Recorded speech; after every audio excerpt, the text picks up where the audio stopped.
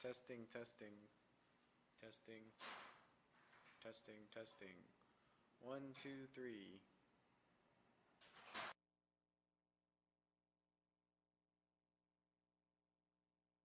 This is a test. Can you hear me? This is a test. Testing, testing. 1, 2, 3. Testing, 1, 2, 3. 1, 2, 3.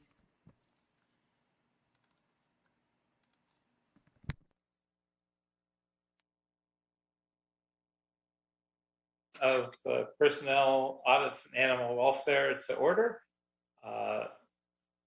Myself present, Paul Koretz as chair, and with Councilmember Harris Dawson, we have a quorum. Let's do a formal roll call. Councilmember Koretz. Present. Councilmember Harris Dawson. Present. Councilmember Bonin. Councilmember Bonin is absent. 2 members and a quorum, Mr. Chair. Indeed. Okay. Let's begin with public comment. Callers who would like to speak, please press *9. Those wishing to speak, please select *9. We have 2 people on the queue, Mr. Chair. Call-in user number 1.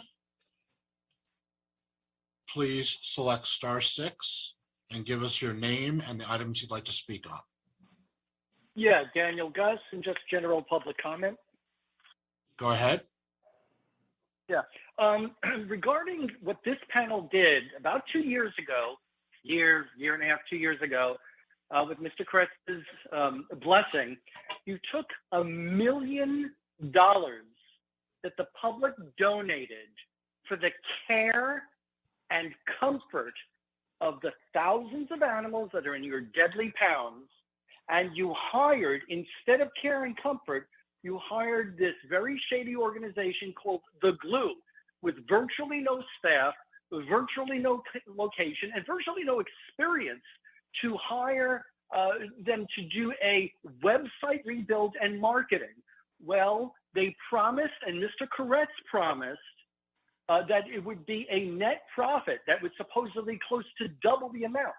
I think it is high time, especially in advance of the primary for controller, that Mr. Koretz tells us how it's going. Where is the money? Where was it spent? And where is the return on that investment?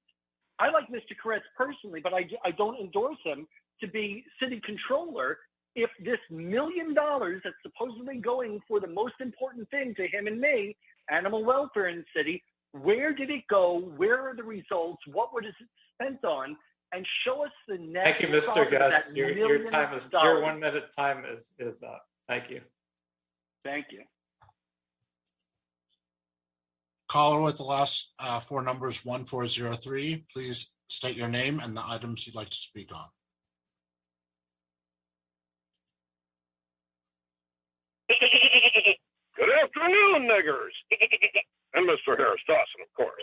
Yes, all items on general public comment. Hey, you'll have 2 minutes on your items and 1 minute on general public comment. Yes, good. So, item number 1, we say fuck item number 1. Item number 2, I'm sort of neutral about that. I'm going to defer to my colleague. All right, I'm supportive. Yes, very good. We support it. Item number 3, fuck item number 3. There's too much behind. Send it to the FBI with a bow on it.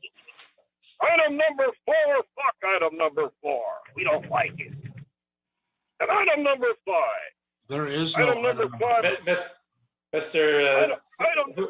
Whomever is our city attorney at this meeting, I don't believe we have any of these items to speak to. Item number 8, fuck item number 8 as well. You're on the general public comment. There are no more items for you to speak to. That appears to be correct, that there doesn't seem to be those items. What? I see them in my agenda. Well, you have the agenda. Yes, I don't know. You need a pair of glasses there, fatso. Now,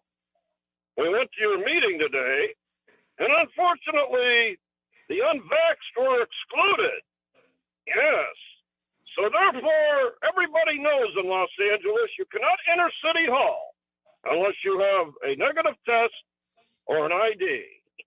In other words, everybody, you're all niggers except for lobbyists and people who work for City Hall.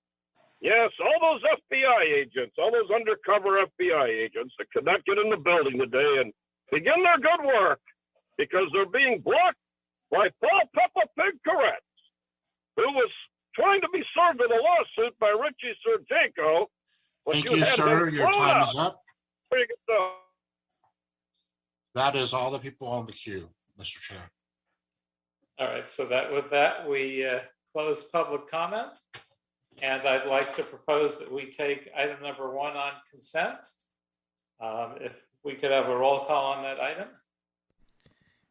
Councilmember Koretz. Aye. Councilmember Harris Dawson. Yes. Councilmember Bonin. Councilmember Bonin is absent.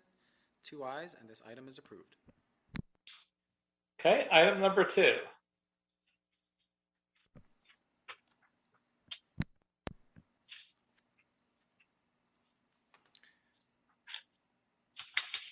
Mr. Arana? Oh, I'm sorry. Can you hear me okay? Yes. Item number 2 is a City Administrative Officer report relative to the Phase 1 Go Live Readiness Assessment Report from the Human Resources and Payroll Quality Assurance Consultant, Gartner, Inc., in connection with the HRP project. And just to open, I'd like to say on April 5th of this year, Gartner released their second monthly QA report, focusing on the key risks and issues relating to Phase 1 Go Live, targeted for May 8th.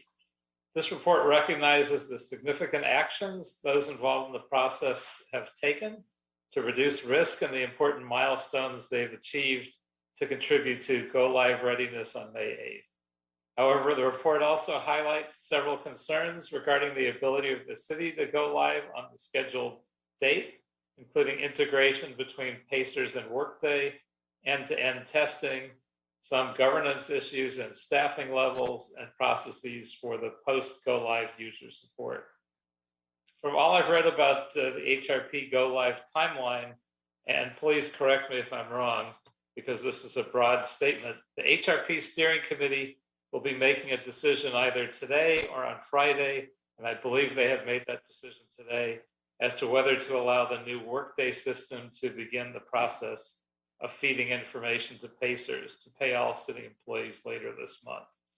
It's my understanding the city's quality assurance consultant, Gartner, is submitting its regular monthly report later this week, and that the HRP steering committee did meet today, and presumably the feasibility of the May 8th go live is addressed both in the upcoming monthly Gartner report and at the most recent steering committee meeting.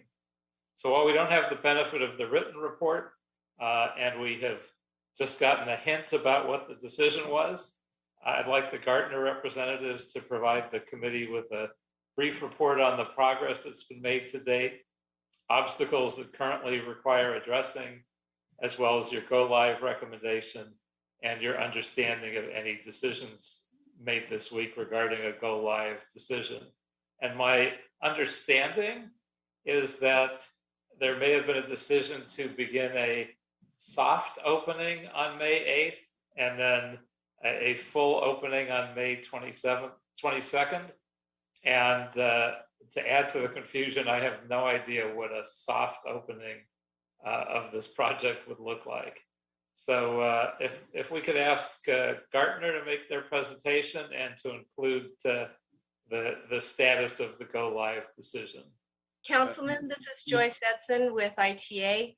I'd like to update you that we are in continued discussions about how we're going to approach the delay. So a soft launch was definitely one of the things that we had discussed, but we are still in discussion with the work stream leads to determine what the best way to do this is. But as long as you're answering my question, what is a soft launch? If we do the soft launch or we do the whole thing on May 22nd, I haven't heard anything that makes me more nervous than this sudden appearance of an issue of a soft launch. And Mr. Hopefully this would Chair, bring on a soft landing. and Mr. Chair, before Joyce provides a response, I do wanted to confirm your understanding of the steering committee's decision this morning, which was to not initiate the full go live for May 8th, and instead have go live for May 22nd. So I just wanted to confirm your understanding as you indicated. Thank you. And that is correct. We are going to delay the actual production go live launch till May 22nd. What a soft launch is actually an IT terminology that we do quite often. ITA does it quite often. It is a limited access launch to what we feel will be full production, using all of the bells and whistles, or most of the bells and whistles, within the end product. It allows us to really exercise the new system, really get some real life kind of feedback from the people that are using it. It also enables us to create a better, stronger user base, because they had some time in the system itself. Yeah, and it's more of a controlled environment. It does not mean that we are in production. It does mean that we are exercising it to a greater extent in the real environment that would eventually become your production environment. So is this more like a very advanced test? It's like in terms of like theater, it's like a full dress rehearsal. Okay. All right. Well, I have some idea of where we're headed. And now let me ask again for Gartner to make their presentation. Yeah. Thank you. Okay. Thank you, Council Member, for the opportunity to address the committee.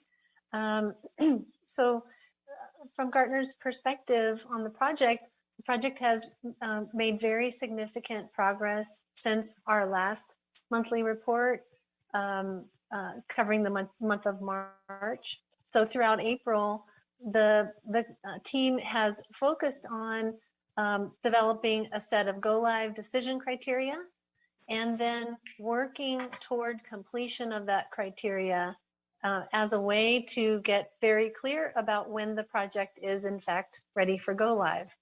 So the criteria they're comprehensive across key aspects of the project, including testing and integration, reporting, data validation. Each is measurable, so each criteria has a measure, and that clearly defines when that criteria is complete. And as I said, they are driving prioritization and action on specific areas that are critical to the success of the project. The project has also made great strides and significant accomplishments in training and in getting prepared for post-go-live by creating a post-go-live support model, and continuing to do robust communications and outreach throughout the city at a departmental level and a citywide level, and conducting several surveys to test for organizational readiness. So those are some of the key milestones and significant progress that the project has made over the last month. So I know there were 24 categories of risk for the project, and 13 were evaluated as critical or significant. Can you update us on how that's changed since last month's report? Which ones are still critical and still hanging in the balance? Yes. So in our original report covering the month of February, there were 13 items that fell into those top two categories, critical and significant.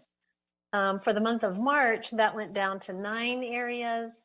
And for this latest month, completing through April, now there are 8, with only 1 area still remaining as critical at the highest level of risk, and that's testing.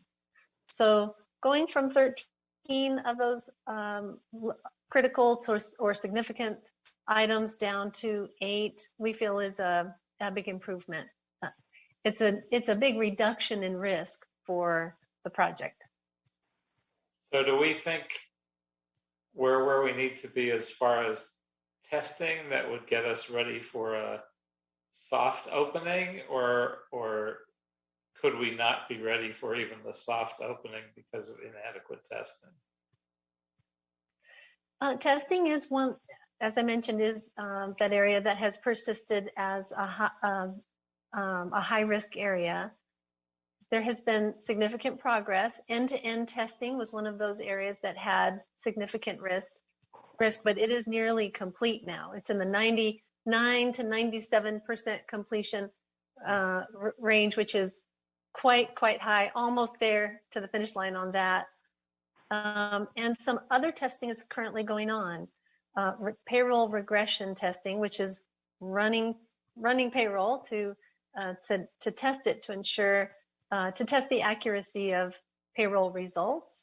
That's underway, and we're recommending that the team conduct what's called negative testing, which is to once staff have their security role assignments, which define what they're allowed to do in the system, those staff try to do things that they shouldn't. And they try to go places and do things that they shouldn't, and they should be blocked from doing that. And so that's what negative testing is to try to go places and do things with data that you shouldn't be able to. So we're suggesting that the team conduct that kind of testing as well. So really that's why that area is still persisting as red, just because there are some additional types of testing that are underway and that we're recommending that should be done. And I know Gartner had 7 key recommendations that needed to be completed before a go live date. Were all 7 of those key recommendations completed, or are they on track to be ready timely for the 22nd? Those 7 recommendations from our original report they have been addressed. Testing was one of those recommendations, and as I've said, those elements of testing are still underway. And testing of integrations was one of those recommendations, and that's still underway. But they have addressed the others. And that seems like it's on track to be handled timely as well, correct? Yes, integration testing is again, it's underway, and it's awfully close. That critical integration, it's called Integration 5000. It's the one that goes between Workday and Pacer. It's that main integration. It continues to be tested, and it also is in that 94-95% range of tests being executed and passed. So it's also very close to being completed. That's encouraging. Did the steering committee all agree upon a completion criteria? I know that was one of your recommendations, and I thought that was handled, but I just want to be sure. They did. The steering committee agreed to some different types of criteria. First, they agreed to criteria that defines the completion of end-to-end testing. And then they agreed to, in this last month, a set of go-live decision criteria, which are 42 individual criteria that define the elements that really must be in place for the team to say we're ready to go live. Okay, that's encouraging. And I know that you recommended that the large departments that are not on the HRP leadership team be given a voice at the steering committee level. Has that happened? How has the implementation on that worked out? It turns out that the kind of interaction that really was most useful for those large departments, it wasn't necessarily at the steering committee level, it was a level lower than that. So, so the steering committee has not been augmented with departmental representatives from those larger departments, but the team has continued and enhanced the touch points that that the project has with those larger department representatives. So there are bi-weekly meetings with the PMO and representatives of those departments. And that provides more frequent touch points about topics that are more detailed, things that are more of a technical nature or more business process focused. And so the departments are able to have that kind of discussion frequently. And based on our interaction with those departments, they've said that they appreciate that kind of frequent communication at the PMO level. Right. And you recommended that the HRP steering committee use input from HRP leads on available staff so that work plans are realistic and you don't need constant schedule readjustments. How has that played out, or has it? So staffing continues to be tight given the demands on staff, not only from the project, but also from their other responsibilities. So a holistic view of workload versus staffing for phase one, we can't say that that has happened. There are twice daily stand-up meetings where testing is discussed and those deadlines are set based on staff availability. So we do see a discussion of workload in the context of staff availability around certain things. Now, again, since time is short, the workload is high, staff is limited, we certainly know that staff is crunched given all the demands that they have on them now. Going forward for phase two, we would suggest that in developing the overall schedule for phase two, that a clear understanding of staff numbers, the demands on those staff from the project perspective, and their competing priorities be considered when developing that overall schedule.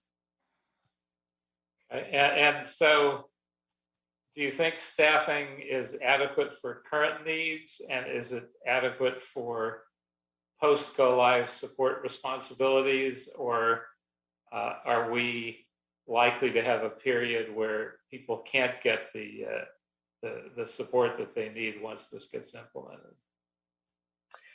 So we do know that there has been some augmentation of staff personnel. The team did get 4 additional staff members recently, and another 2 are being recruited. So we know that there has been an add there, and a couple more are coming. So that augmentation will help in the short term to the degree that those staff members are, we know that there's going to be a ramp up period and they'll be as productive as they can during that period. Those staff members, of course, will get more experience as time goes on.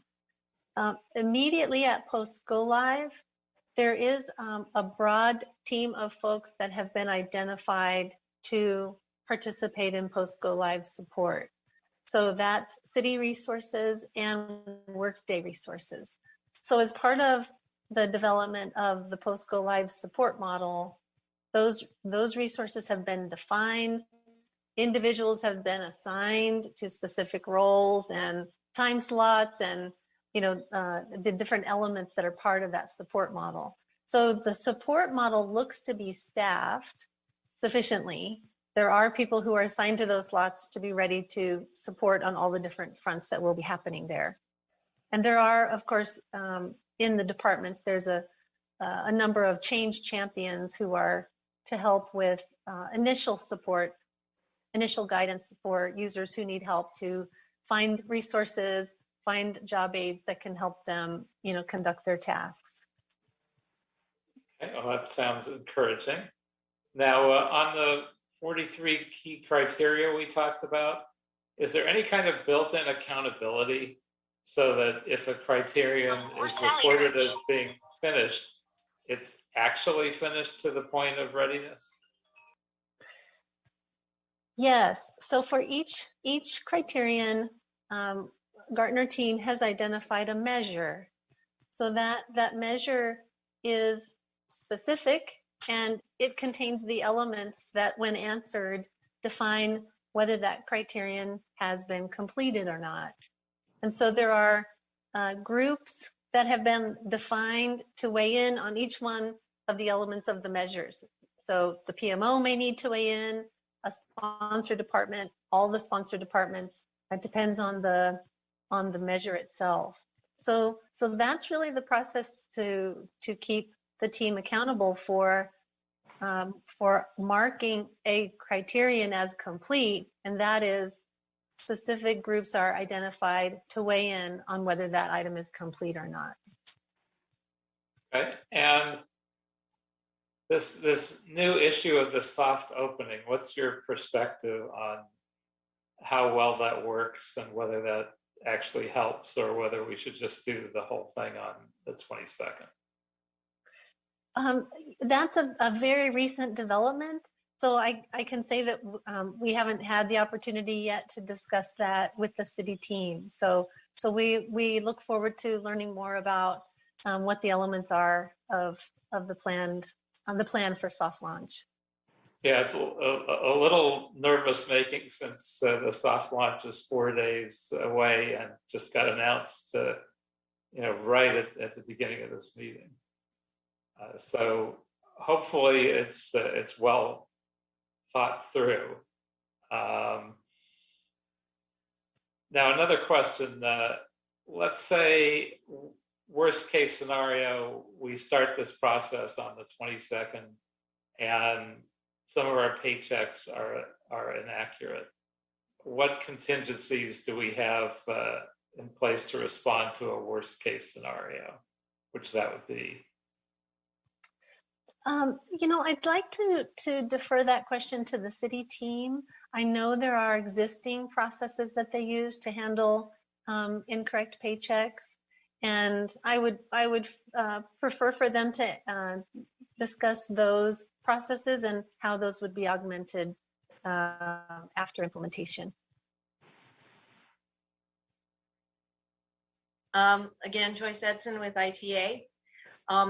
Just as what happens with PACER, when we make modifications to PACER and there are issues, we have a way, honestly, we just have to really dig down, find out what the root cause is, make the correction, and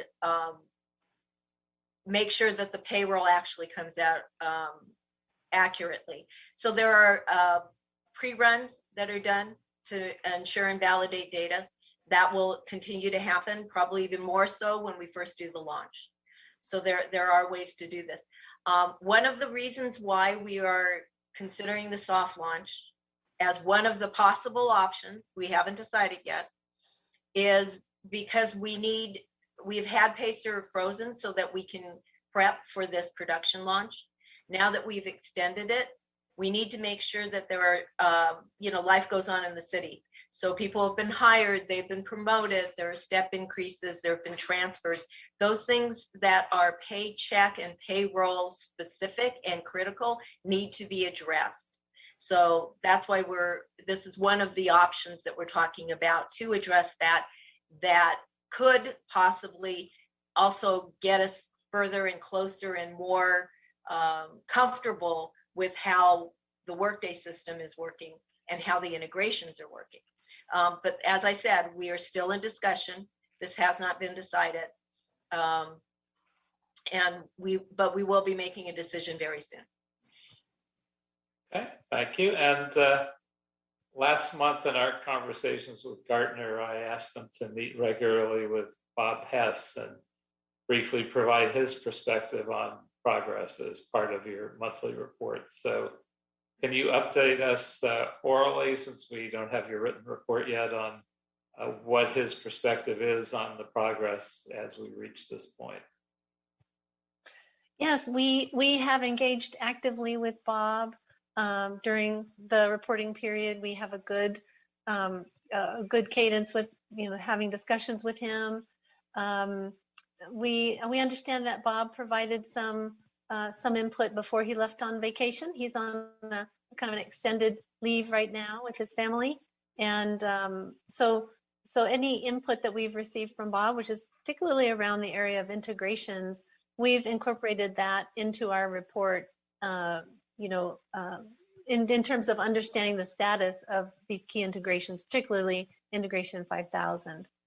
And I know he has shared other thoughts with the city team as well. And do we have a consensus regarding the go live decision among our leadership departments that we will definitely be ready by the 22nd, one way or the other? So from Gartner's perspective, based on the steering committee meeting today, there was full consensus by the steering committee members that the May 22nd date is feasible and reduces some of the risk associated with trying to go by the 10th, which wasn't a comfortable position for some of the departments. 22nd is much more comfortable for them to ensure that these tasks that are underway, still in progress, can get completed with quality by that time. So we saw full consensus across the steering committee members for a go live on the 22nd. Okay, and any brief comments from other departments that you'd like to make at this point on the progress and how we're doing? So, Councilmember, on behalf of the CAO, what I wanted to state was that just as there are risks of going early and maybe even going on the 22nd, there are also risks of delaying even further beyond the 22nd. Additional risks that would be incorporated if we go any more delayed with the go live. So that was something that we took into consideration as well. If it goes beyond the 22nd, now we're talking about year-end closing activities for the controller's office that are also a priority. We're talking about a new fiscal year around the corner that will add, will require a number of budget,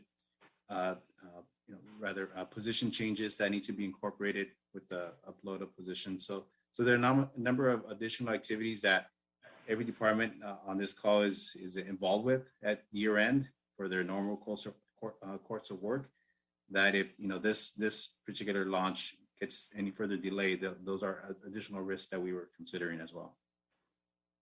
And it does sound like we're awfully close to the 22nd, so I suspect that will be the lowest risk in both directions time to go live. I would agree from the CEO's perspective. Anybody else with input? Hi, good afternoon, Mr. Chair. I'm Chris Concepcion. I am the newly appointed Chief Deputy Controller. On behalf of the Controller's Office, we agree a delay of Phase 1 go live was necessary for May 22nd. One of our biggest concerns has been running a full regression test of payroll. And that is something that we have not been able to complete within this period of time. So that's one of the biggest issues that we have had that has contributed to our decision. We do have some concerns about the soft launch, which I think we will continue to have discussions with ITA and CAO and personnel about that, so we can work that out. I will also just say very briefly, from our office's perspective, we are starting to look at Phase 2 and some of the requirements going into Phase 2, as well as talking to ITA about lessons learned for Phase 1 and how we can adopt some new strategies for Phase 2. And I think one of the biggest concerns that our office continues to have for us is, while Gartner has identified that resources has been an issue for this project on Phase 1, I am also concerned about resources for our office for Phase 2, given that Phase 2 is one of the bigger portions of this project, and most of those modules pertain to our office. And so We did put in some requests during budget.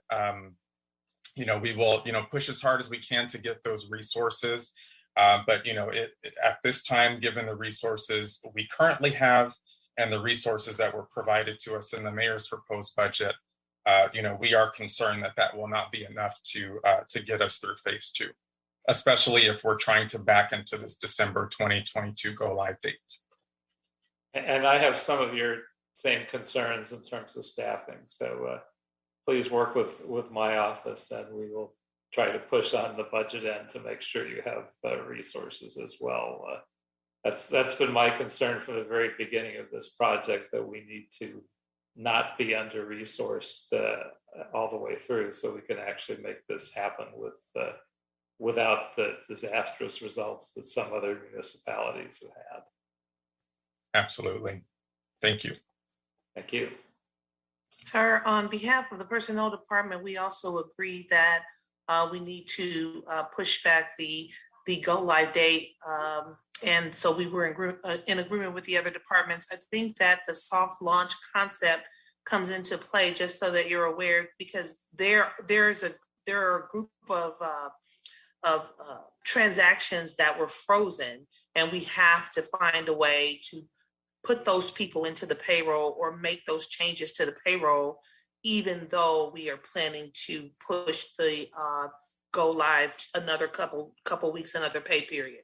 So I think that's kind of, where we are with that, trying to sort of figure out, how to get those transactions into the payroll system, whether to use Pacer or whether to use Workday, and what the, issues to be concerned about actually are, the risks, if you will. So we're having, conversations with ITA and the controller's office about that to come up with the best way. But other than that, we're on board with the change to May 22nd. And we are very close, and we're very hopeful that with this additional time, we will be able to work out the critical fails that are left before we go live.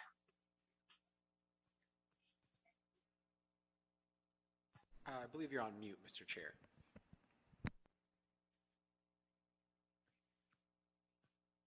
Thank you, everybody. Mr. Harris-Dawson, anything to add? Nothing to add. It's been a robust discussion. I appreciated getting a full overview of what we're doing regarding this important shift. Thank you. And I'd like to give this one direction, which is at our next POP committee meeting, which should take place in about a month, I'd like to ask for the following. A report back from Gartner and ITA at the June meeting, with status reports from both on the implementation of recommendations from Gartner in their May 2022 report. And of course, how we did on presuming we do the May 22nd go live. Also, a Personnel Department report back on the status of filling 10 new HRP positions, including recommendations on temporary loaning staff from other assignments or departments during the key go live period. And if the HRP steering committee could report back at the next meeting on a realistic phase 2 schedule signed off on by all 4 lead departments. So hopefully we can do that and get an idea of how our go live went, assuming it takes place on the 22nd. And I think we will all keep our fingers crossed for success. If I could ask for a vote on this item as well, to note and file the Gartner report. Councilmember Koretz.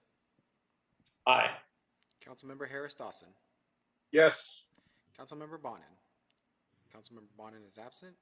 This item is noted and filed. Thank you. And Councilman, we have one more person on the general public comment list. oh, okay, that came up. All right. if we could hear their general public comment before we adjourn, that's fine, assuming it's not someone returning for a second try. They've actually left the list. Thank you. Oh, okay, they are now off the list. Okay. All right. Well, if there's no one left on general public comment, and Mr. Clerk, what have we before us? The desk is clear, Mr. Chair. All right. In that case, I would adjourn this meeting, and thank you, everybody. Thank you, Mr. Chair.